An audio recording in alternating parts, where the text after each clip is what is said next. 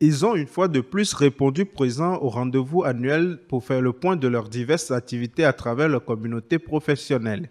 Réunis au sein de l'Association nationale des commerçants et exportateurs du soja au Togo, les membres de l'ANSES en Assemblée générale ordinaire évaluent les performances à quelques semaines du lancement de la campagne de production 2026-2027. Aujourd'hui, nous tenons notre assemblée pour faire le rapport, le bilan de l'année 2025, pour présenter tout ce qui a été fait, les difficultés que nous avons rencontrées, les solutions que nous avons pu trouver à nos membres. Et l'objectif principal, c'est de permettre à chaque membre de parler de ces difficultés, afin qu'ensemble nous pouvons trouver des solutions.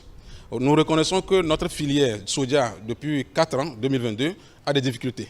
Nous en avons parlé assez, interpellé tout le monde. Mais aujourd'hui, nous ne sommes plus à ce niveau. Le niveau où nous sommes, c'est de trouver des solutions. Et là, nous sommes rassemblés aujourd'hui pour trouver des solutions à nos problèmes sur la filière du soja.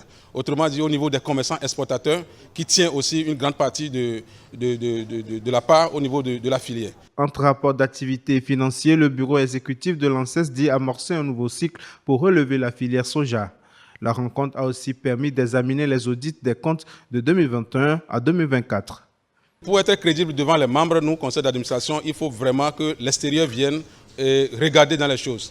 Il faut dire que depuis la mise en place de notre association, depuis 2018, nous n'avons pas eu le temps de montrer, de donner aux membres, en tout cas, cette confirmation-là, cette assurance-là, que nos finances sont bien gérées.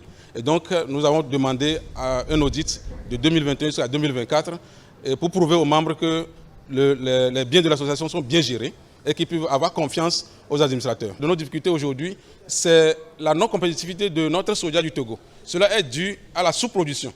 Et la sous-production est due du fait que les agriculteurs se démissionnent.